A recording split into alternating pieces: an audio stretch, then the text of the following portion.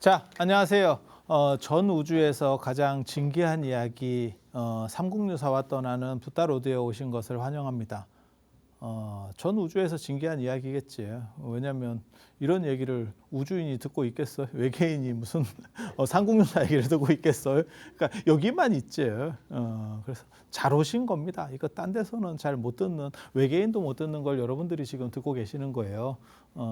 그래서 지금 지난 시간에 이어서 단군 신화 이야기, 단군 신화에는 다양한 요소들이 우리가 아는 것과 다른 다양한 요소들이 막 중첩되어 섞여 있거든요. 그리고 그거는 여러 층위들이 있어요. 그러니까 여러 가지들이 이렇게 켜켜이 쌓이면서 어떤 하나의 구조를 만든 거기 때문에 그래서 알려진 것과는 달리 생각보다는 그것이 최종적으로 만들어진 거는 그렇게 오래되지 않았을 수도 있다는 생각을 합니다. 그래서 그런 얘기들을 조금 더 해드릴 수 있도록 하겠습니다. 환인, 환웅, 단군의 구조는 환인, 환웅은 지난 시간에 제가 그런 말씀드렸잖아요. 환인은 아마 태양일 것이다. 그리고 환웅은 그 빛이 이렇게 뻗쳐나가는 거. 그 다음에 단군은 재단의 군장. 그래서 이제 제사장. 을 나타내는 거고, 그렇다 보니까 제사장이 여러 명이 있을 수 있다 보니까 그 기간이 길 수 있다. 지금 여기서도 이제 나중에 나오지만 1500년을 다스렸다라고 말하는 것도 그런 제사장 시기라고 보면 되겠습니다. 그래서 단군신화 이야기를 보면 환웅이 서자라고 나옵니다. 서자. 적자는 그냥 아버지 있는데 있겠죠. 서자니까 뭐 옆으로 나오겠죠. 삐져 나오겠죠. 두 종류가 있습니다. 그러니까 적자인데도 나오는 거는 동생한테 밀렸을 때, 부처님이 어떻게 보면 부처님 조상, 이 석가족이 분류할 때 보면 적자인데도 불구하고 동생한테 밀려서 그렇게 이제 이주하게 되는 거고, 어느 정도 집단이 커지고 이렇게 되면 갈라져 나가게 되는 거죠. 그래서 보통은 그렇게 봅니다.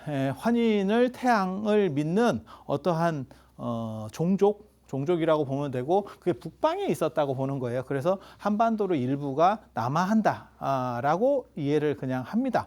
맞는지 안 맞는지는 모릅니다. 그걸 이제 보통 하늘에서 내려온 거를 저런 식으로 해석을 해요. 그래서 환웅이라고 하는 거는 그 중에 어떤 한 부류가, 그리고 저기서 서자라고 하는 거는 첩자식이 아닙니다. 지차라는 뜻입니다. 지차 뭔 뜻인지 아세요? 그러니까 장남이 아닌 사람을 예전에 지차라 그랬어요. 그러니까 같은 어머니 자식이라도 차남은 지차입니다. 그러니까 서자가 두 가지 의미가 있는 거예요. 하나는 지금 우리가 조선시대 인식처럼 어머니가 어떻게 보면 정실이 아니야. 그런 자식을 홍길동이 서자지.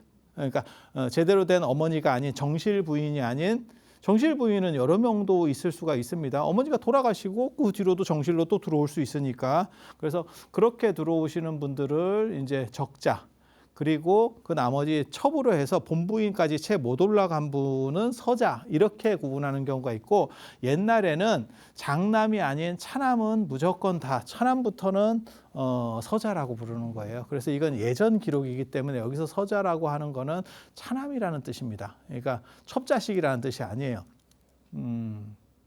그래서 여기 서자는 그런 뜻으로 보통 받아들이고, 그러니까 이게 태양, 그 다음에 태양의 어떤 양적 동태, 그 다음에 여기는 제사장, 이렇게 해석도 될 수 있는 거고, 또 한 가지는 뭐냐면 태양신을 믿는 어떤 좀 더 선진 종족이 있었고, 그 중에 일부가 갈라져 나와서, 그러니까 서자가 갈라져 나와서 한반도 쪽으로 남하하는, 그래서 이쪽이 문화적으로 더 높기 때문에 이제 문화가 좀 떨어지는 원주민들, 나중에 나오는 곰과 호랑입니다.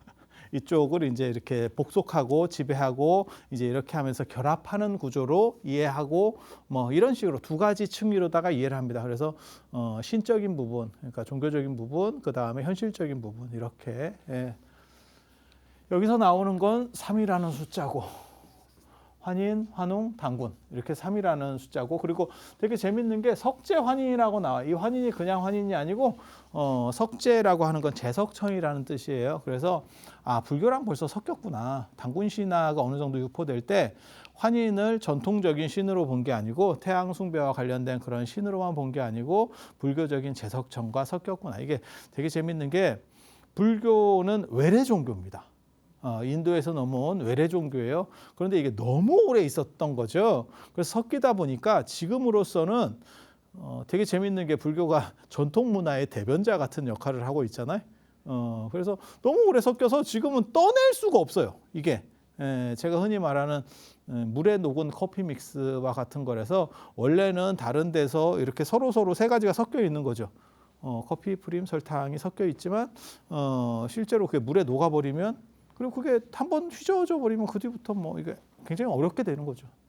그래서 이때도 벌써 섞였구나. 그럴 수밖에 없는 게 지금 불교가 이련이 삼국유사가 쓸 때가 1200년대 이 근처인데 그러면 벌써 불교 들어온 지가 300년대에 들어왔으니까 한 900년 뭐 이렇게 흘렀잖아요. 900년이면 까마득한 얘기입니다. 지금 우리가 시간대가 굉장히 커져서 그래요. 우리가 천문학 뭐 이런 것 때문에 뭐 억년 뭐 이런 얘기를 자꾸 하니까 뭐 그런가 이런 생각을 하지만 예전 사람들은요 몇천 년 이게 무진장 큰 기간이에요. 한 1000년, 900년, 1000년 정도 섞이면 이런 현상이 나타나는 거예요. 그래서 전통적인 하느님을 불교의 제석천하고 이건 인도의 하느님이죠. 어떻게 보면. 그리고 이러한 비슷한 현상이 천주교가 들어왔을 때도 또 일어나죠. 그래서 천주교에서도 하나님이라는 표현을 쓰는 거고 여호와 야훼를 하나님으로다가 대치시키는 거고 그래서 이런 식으로 토착화되는구나 라는 걸 그래서 여기에 불교적 요소가 있구나. 불교적인 게 벌써 들어가 있구나. 이걸 기본적으로 이해하셔야 돼. 그래야 나중에 삼위태백을 이해할 수 있습니다. 삼위태백을. 그래서 서자가 어디로 갈까? 이렇게 환웅이 어디로 갈까? 이렇게 찝쩍거리는 게 이렇게 땅 위를 하늘에서 이렇게 딱 내려다 보면서 어디를 내려다 봤다고 얘기하냐면 삼위태백입니다. 뭔가가 이때 삼위태백. 삼위 여기서도 또 3이 나오네. 여기서 지금 세 분이 나왔는데 여기서 지금 또 3이 나오잖아요. 3. 그래서 3위는 구월산이라고 생각을 하고 태백을 묘양산이라고 그 당시 사람들은 그렇게 봤었어요. 묘양산. 북한을 대표하는 어떻게 보면 명산 중에 하나입니다. 금강산과 더불어서 그래서 묘양산 보현사 서산대사가 계셨던 어떻게 보면 북한 불교를 대표하던 이북 쪽에서 굉장히 강력한 사찰이에요. 묘양산이 북한 사람들에게는 굉장히 좋은 그런 의미를 가지고 있어요. 그래서 태백이 우리가 생각하는 태백하면 우리는 무슨 생각하냐면 태백산 이렇게 생각하거든. 근데 실제로는 묘양산으로 생각을 했었구나 라는 걸 알 수 있는 그래서 삼위라고 하는 삼위태백 이렇게 나오는데 저 태백이 사실은 중국 지명이에요. 중국 지명. 그래서 중국 장안, 지금 서안 남쪽으로 가면 진령산맥이 있고 그 진령산맥에 종남산, 그 유명한 종남산이 있는 거거든요. 그래서 거기에 이제 화엄종, 그 다음에 저 삼계교, 그 다음에 뭐 정토종, 율종, 남산 율종 뭐 할 거 없이 그쪽에 굉장히 많은 어떻게 보면 불교가 꽃피는 중국 불교, 종파 불교가 꽃피는 데가 종남산입니다. 제가 그래서 그런 얘기 해드렸잖아요. 중국 장안의 남쪽에 종남산, 남산이 있기 때문에 우리나라 서울 남산도 존재하게 됐다. 여기서 서울이라는 거는 신라의 서라벌 경주의 남산 그리고 그걸 본딴 게 서울의 남산 이런 식으로 그래서 중국 남산 문화가 들어오는 게 이렇게 들어오는 거고 그래서 굉장히 재밌죠. 어떻게 보면 중국 장안의 남산이 불교적으로 굉장히 성세를 보였던 그런 개인적으로 저도 그 남산을 좋아해서 중국 남산을 제가 한 대여섯 번은 갔을 거예요. 계속 답사를 갔거든요. 거기 큰 스님들, 중국 불교의 큰 스님들은 거기 가면 다 만날 수 있습니다. 이런 스님 거기 뭐 의상대사 유학한 데도 있고 자장률사 유학한 데도 다 거기고 막 이렇거든요. 그래서 저희 같은 경우는 이제 여러 번 거기를 갔고 그리고 경주의 남산도 아시다시피 진짜 뭐 불교 유적들이 이렇게 다 산재한 그러고 보면 잘 땄죠. 아무튼 그런 지명도 불교 중국에서 유래하는 거예요. 중국에서 유래하는 거예요. 우리 한강도 중국에서 유래하는 거예요. 양자강의 지류로 한수가 있고 그 한수를 가지고 와서 우리가 한강이라고 쓰는 거예요. 그래서 이 지명이 본 따서 이렇게 가는 경우들이 많거든요. 그래서 그 진령산맥에서 서쪽으로 조금만 더 가면 거기에 태백산이 있습니다. 산맥 안에 산이 있어요. 산맥 안에 산이. 그러니까 그 부분을 가리키는 산. 근데 이 태백산이 뭔지는 저도 잘 모르겠어요. 제가 그 태백산을 한번 가보려고 계획을 세우고 했더니 코로나가 터져서, 그리고 그 태백산이 굉장히 신령스러운 산이었던 것 같아요. 예, 이유는 잘 모르겠는데 한국 불교사에서 가장 미스테리한 게 이 태백산이에요. 태백산. 그래서 한번 가보고 싶었지만 저도 못 가봤고, 가봐도 별 볼 일은 없습니다. 거기 군사 작전 지역으로 지금 묶여가지고 볼 수 있는 데가 한계가 있어서 가보신 분들 얘기를 들어봐도 별게 없더라 이러는데 뭔가 엄청 영험했던 것 같아요.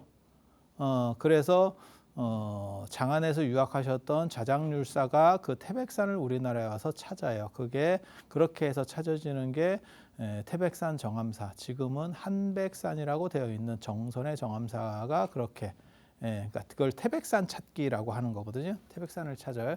그리고 또 한 분이 누가 또 찾냐면 의상대사가, 내랑 그러니까 종남산에 유학했던 사람은 전부 태백산하고 뭔가 관련이 있었던 것 같아요. 그리고 제가 예전에 이 붓다로드 중국 얘기할 때 태백산에 갔었던 또 다른 사람 이야기를 해줬죠. 현수법장 스님.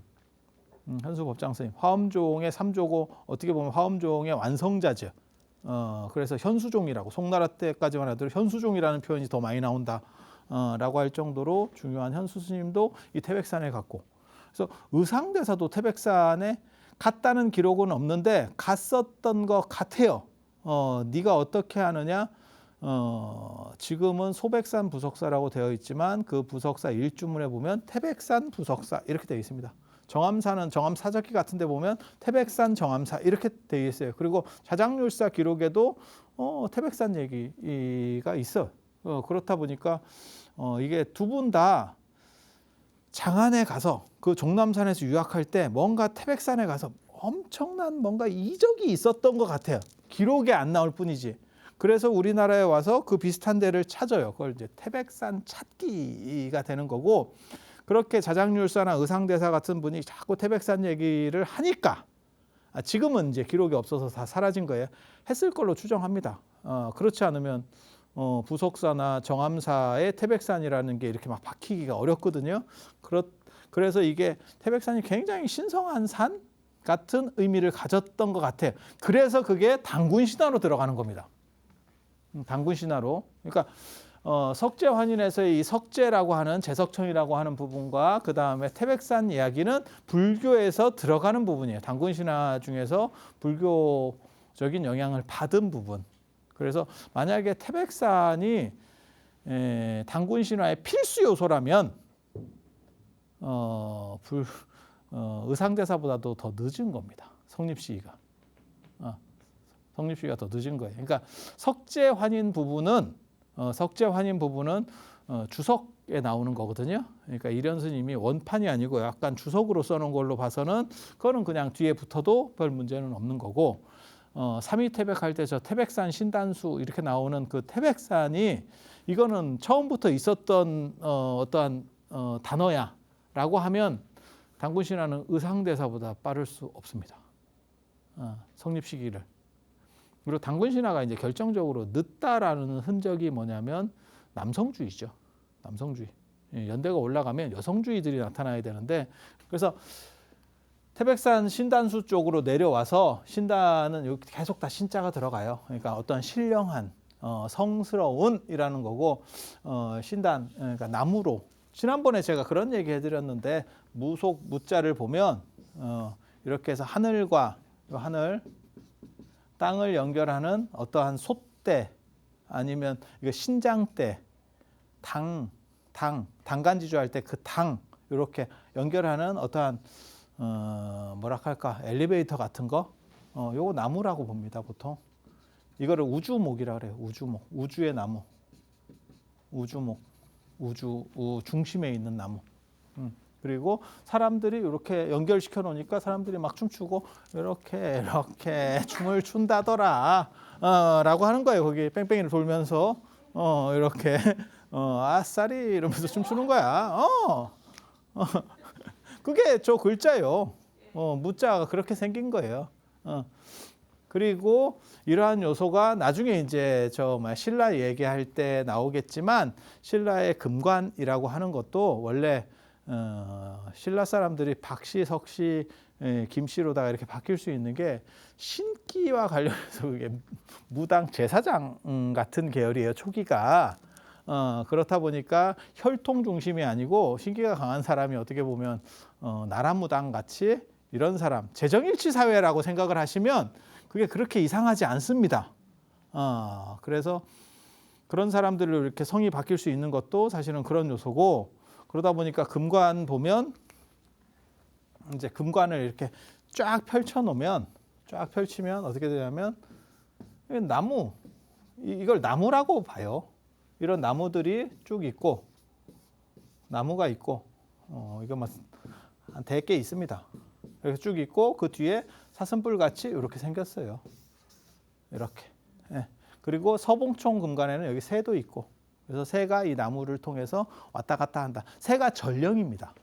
신과 매개하는, 신과 왔다 갔다 하는 전령입니다. 그러니까 이 새 말고 또 다른 신과 직접 소통할 수 있는 게 향은 연기를 통해서 이렇게 왔다 갔다 하는 거고, 그래서 메신저라니까 어떻게 보면 와이파이 같기도 하고, 그래서 향은 신명과 통한다. 제가 전에 그 아도기라쪼 얘기할 때 무코자 그 얘기에서도 했었잖아요. 그래서 그런 부분들이 존재하는 거예요. 그래서 실질적으로는 새로 보는 거고, 그래서 제사상에서 예전에 조상이 드시고 나면, 제가 그런 얘기 안 해줬나? 그 쌀가루를 제상에다 쫙 뿌리면 새 발자국이 남는다. 그런 이야기가 있는 게 이러한 식의 새 토템이 존재했기 때문에. 그리고 저 새 토템은 나중에도 또 나옵니다. 어디서 나오겠습니까? 김할지의 계림 이렇게 해서 또 나오겠죠. 계림 새 토템. 그리고 전에 제가 그런 말씀 드렸잖아요. 우리나라 시조들 다 알에서 태어나기 때문에 이 새 토템과 무관하지 않다. 다 알 출신들이잖아요. 예. 그래서 이 나무, 사슴, 새, 이게 기본이에요. 저 북방 약간 툰드라 지역에 그러한 무당들, 탱글이라고 하는 그런 무당들, 되게 재밌는 게 당군도 탱글에서 나왔다. 제가 지난번에 그런 말씀 드렸었는데 그런 설도 있다더라 라는 말씀을 드렸는데, 이 무당, 이게 시베리아 샤머니즘이거든요. 우리가 알고 있는 그런 강신무들이. 그런데 그쪽에서는 그런 시베리아 샤머니즘을 하는 그런 무당들 인간 문화재입니다. 거의 전멸했습니다. 거의 전멸했습니다. 우리나라 경주 가면 아직도 많습니다. 아주 많습니다. 아시는지 모르겠는데 우리나라 무속인 숫자가 한 50만 정도 추정을 하고 있습니다. 30에서 50만입니다. 정식 등록한 사람만 30만 이상이고 비등록한 사람까지 치면 한 50만 이렇게 보고 있거든요. 그래서 시베리아 샤머니즘이 그 동네에서는 전멸당하고 인간 문화재인데 우리나라에서는 겁나 많다더라. 이것만 그런 게 아니고 중국에 어떻게 보면 선불교 별로 없습니다. 중국에. 예. 우리나라에서는 임재종, 지금 조계종이 임재종이거든요. 정확하게 말하면 그 임재종이 우리나라에서는 또 절대 다수고, 조계종이 임재종이니까 절대 다수고. 이거 좀 재밌지.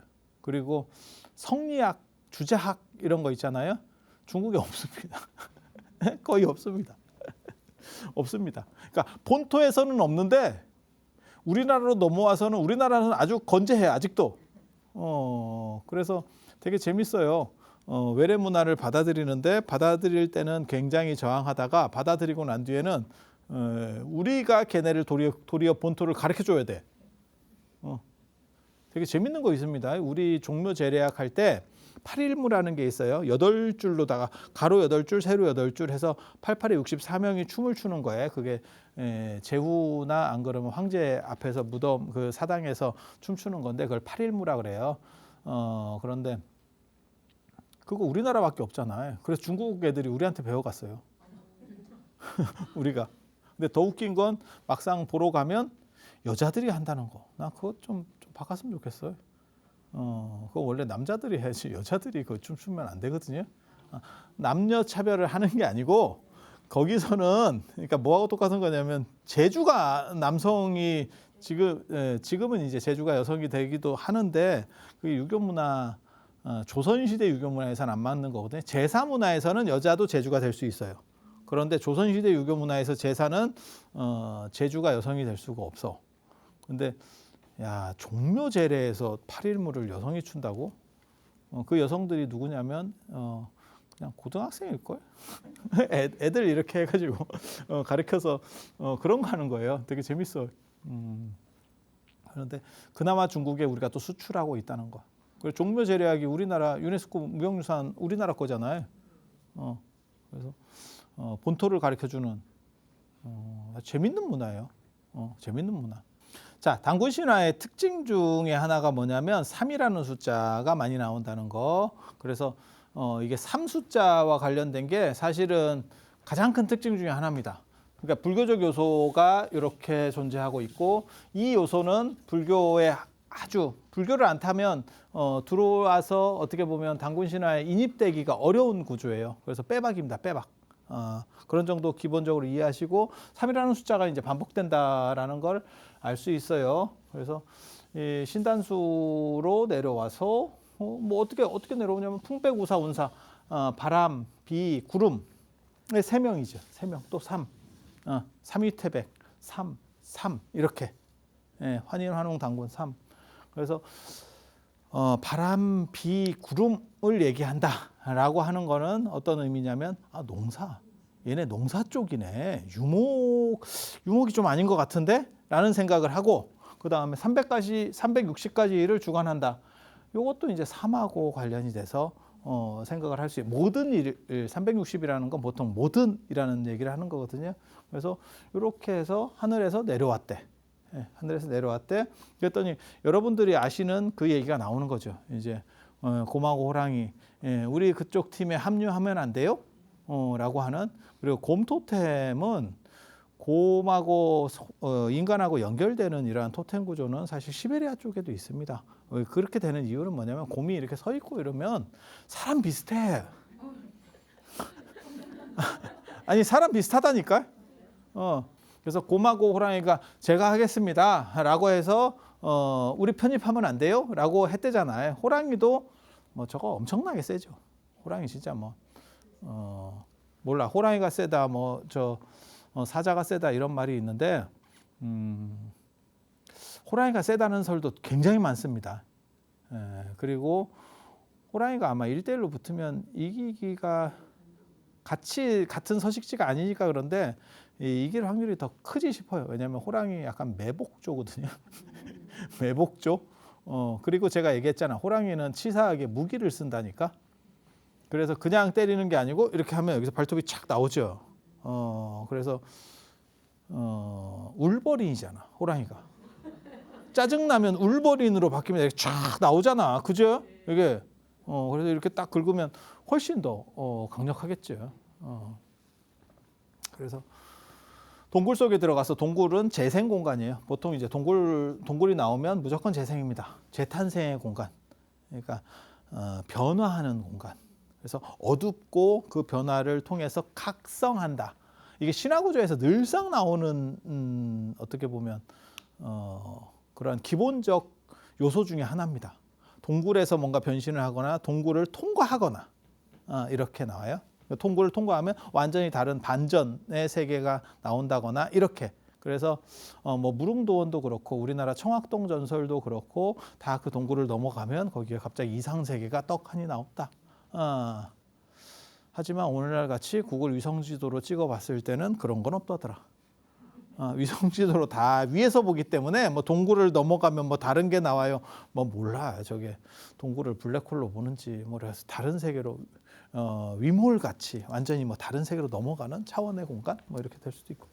그래서 거기서 쑥하고 마늘을 줬대잖아요. 근데 너무 조금 줬어요. 20덩어리 줍니다.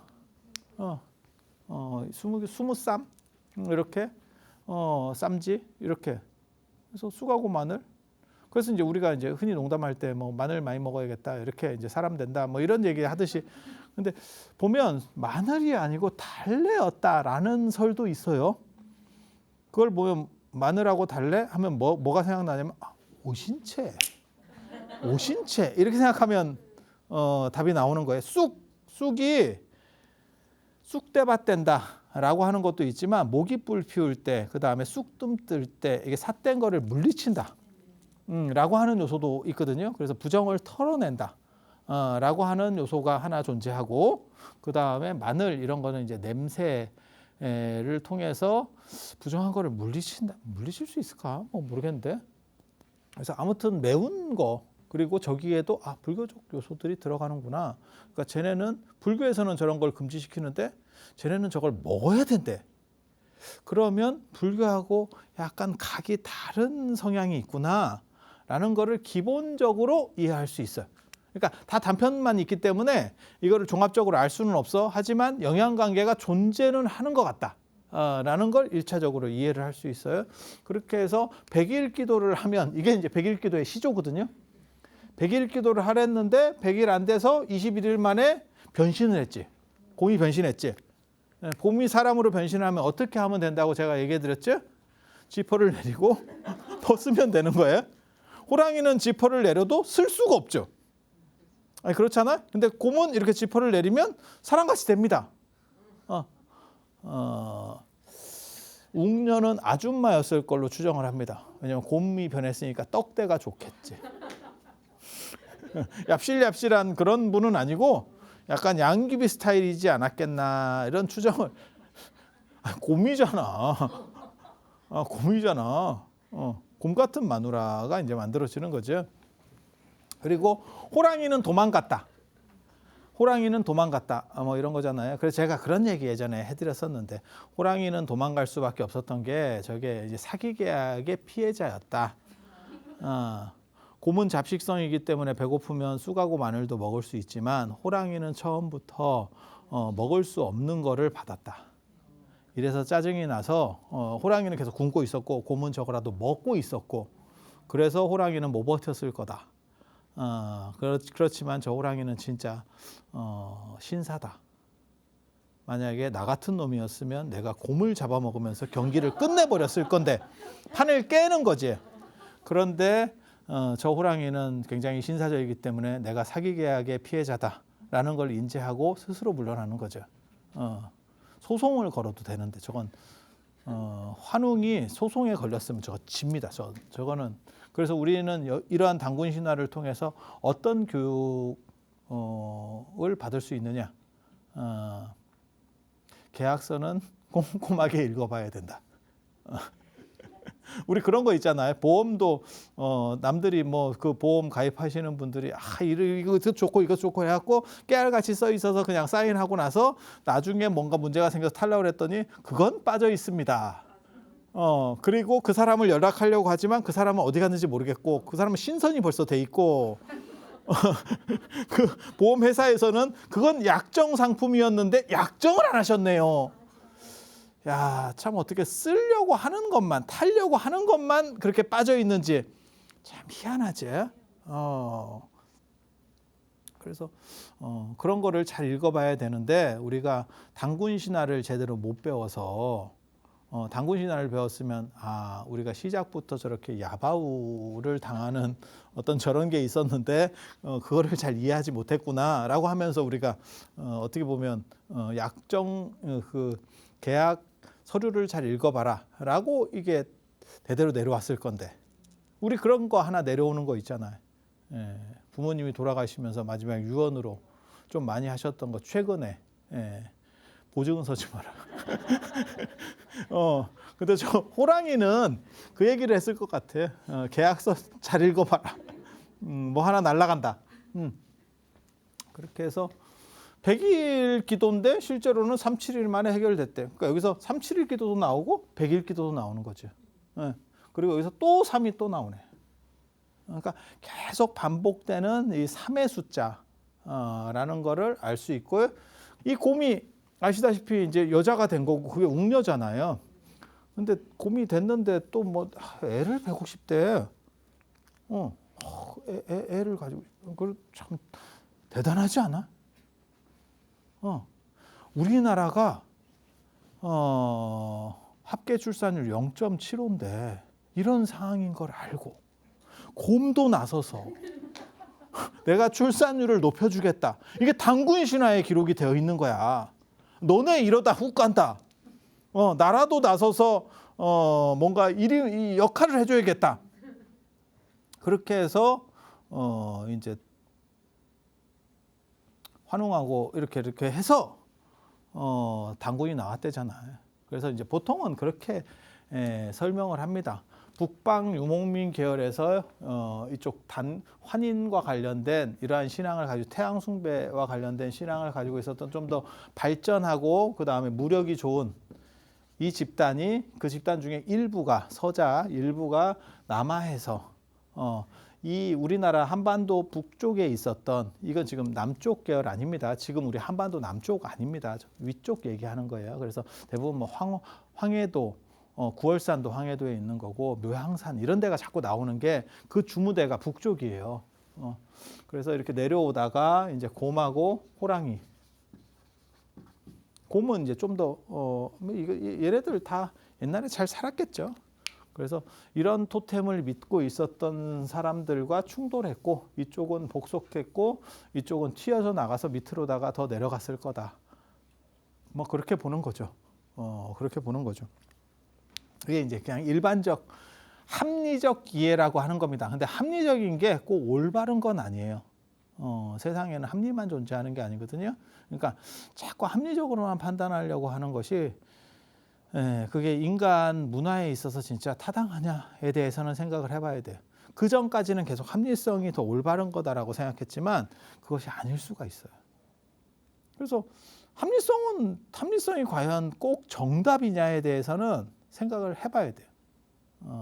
그 전까지는 너무 문화적으로 떨어지고 그 다음에 우리가 어떻게 보면 너무 불규칙한 것으로부터 자유롭지 못했지. 그래서 합리성에 대해서 추구했다면 지금 어느 정도 문화가 성숙한 다음부터는 합리성에 대해서도 재고해 볼 수 있는 그게 사실은 발전된 패턴 중에 하나예요. 그래서 불합리는 불합리로서 이해하라.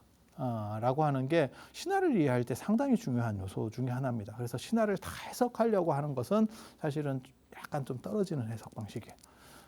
그렇다라고 그냥 이해를 하시면 되고 그렇게 해서 당군이 출생을 하고 그 당군이 이 둘을 어떻게 보면 신으로 해서 여기는 이제 어떻게 보면 토착 세력과 결합된 조금 떨어지는 거니까 그래서 얘네들이 이 당군이 모시는 게 이게 이제 환인을 모시는 거고 그리고 이제 왕검 성이 수도인지 아사다리 수도인지 잘 모르겠습니다.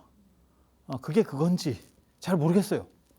그렇게 해서 이제 당군 왕검이 시작이 돼서 1500년 동안 대를 이어서 이제 제사장 문화 그건 이제 어떻게 보면 부족국가 비슷한 그런 문화였겠지. 제사장이 통치하는. 그래서 이제 뭉뚱그려서 1500 그리고 갑자기 1908세에 이 얘기는 되게 재밌는 게 1500년을 통치했는데 1908세가 되려면 뭐 400년 된 뒤부터 이건 또 뭔가 싶은데 저런 식으로 이제 연대를 끌어올리는 게 중국과 뻑가뻑가하게 만들기 위해서예요. 요임금 중국의 어떻게 보면 실질적인 중국 사람들이 생각하는 문명적인 것과 관련되는 요순임금 할 때 그 요임금하고 우리나라 역사를 맞추기 위해서 이제 끌어올리기 시작하는 거죠. 그렇다 보니까 당군이 나왔는데 바로 나라를 세운 것도 아니고 한 400년 뒤에 이게 뭔가 싶지만 그렇게 생각하시면 안 돼. 이거는 주체적이고 자주적인 것들을 만방에 알리기 위해서 그렇게 수련하신 거예요. 그렇게 생각하시면 돼. 그리고 돌아가실 때 아사달의 산신이 됐다. 이게 남성산신의 시조입니다. 남성산신의 시조. 그래서 당군 신화에는 불교적 영향이 존재한다더라. 불교 영향. 그다음에 3이라는 숫자가 계속 반복해서 나온다더라. 그거 하나. 그다음에 남성주의고 그다음에 당군은 남성 산신의 시작이다.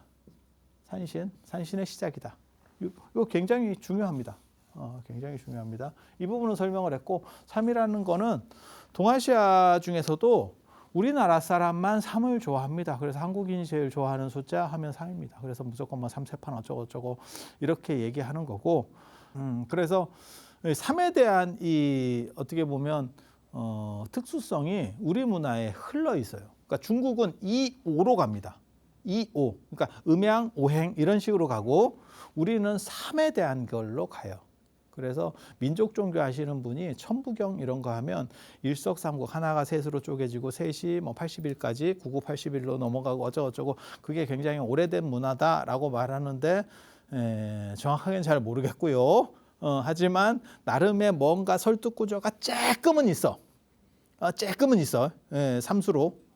그리고 중국에서는 뭐 태영경이라든가 이런 데서 삼수에 대한 게 나오지만 그거는 훨씬 뒤에 나오는 거고 중국은 삼배수에 관련된 것들이 유통되지 않습니다. 잘 먹혀지지 않습니다. 그래서 2, 4, 8 이런 식으로 짝수 계열들 많고 그 다음에 중간자를 넣을 때는 오행 중심으로 갑니다. 그리고 우리나라 문화에만 3이라는 게 아주 강력하게 쓰입니다. 그래서 예전에 십진법 전에 우리는 삼진법을 썼을 거고 삼진법으로 올라가는 거예요. 제가 그래서 그런 얘기 하잖아요. 인도 부처님 당시에 부처님 살고 계셨던 지역에는 사진법을 주로 썼고 서북인도에서는 칠진법 쓰고 나중에 이제 박혁거세나 이런 쪽 뒤쪽으로 신라 초기 신라에 가면 또 칠진법 문화가 갑자기 또 나와요.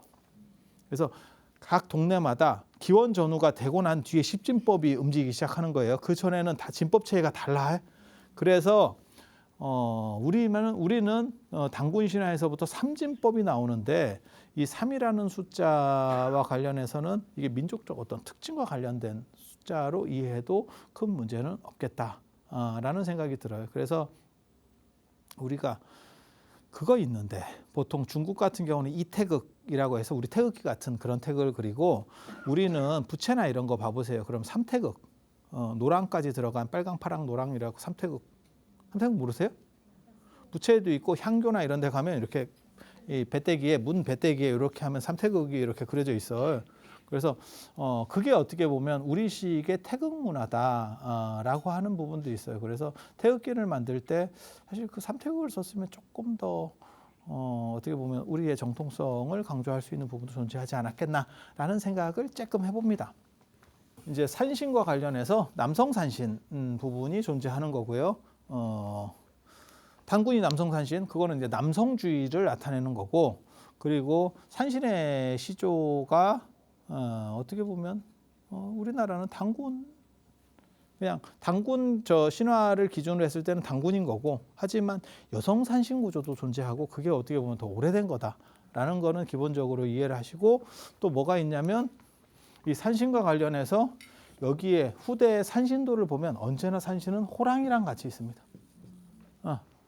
그때 복속되지 않은 저 호랑이를 끝까지 끼고 가서 복속하려고 하는 그래서 지금 산신도 이렇게 보면 호랑이가 약간 귀염상으로 이렇게 산신을 이렇게 딱 보면서 접니다. 뭐 이런 게 있어. 그 저고요. 뭐 이런 딱 그런 표현을 짓거든. 마치 말 잘 듣는 강아지가 주인 보듯이. 그리고 산신도 이제 여러 가지 이렇게 보면 무섭게 나오는 건 없고요. 산신이 약간 호랑이가 산신한테 재롱 떨듯이 이런 것도 있고 약간 이렇게 쇼파 같이 산신이 호랑이를 약간 기대고 있고 그건 괜찮을 것 같아. 제가 이렇게 그런 산신도를 보면서 무슨 생각했냐면 야 저거 따뜻하고 그다음에 푹신할 것 같지 않아? 가오도 이렇게 나오고 우리 호피인데 털도 안 빠져. 왜? 털 빠지면 재생하겠지. 살아있는 놈이잖아. 털 관리를 할 필요도 없어. 지가 자동으로 해주거든. 혀로다 핥으면서 이렇게 하면서 털 관리도 다 해주고 얼마나 좋아. 그래서 저 단군이 남성 산신의 시조고 그 다음에 호랑이랑 재결합하는 구조는 곰은 처음부터 복속이 됐고 튀어나간 호랑이를 어떻게 해서든지 끌어안고 가려고 하는 또 다른 그런 모색 구조랑도 연결점이 존재하는 게 아닌가라는 생각을 해봅니다.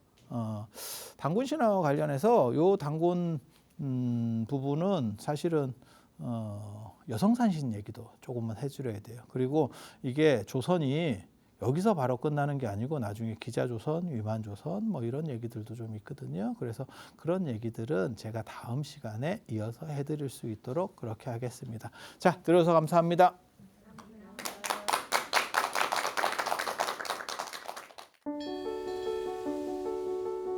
사찰로 들어서면 마음이 포근해집니다. 힘들었던 기억은 내려놓고 나를 찾는 시간을 가져봅니다.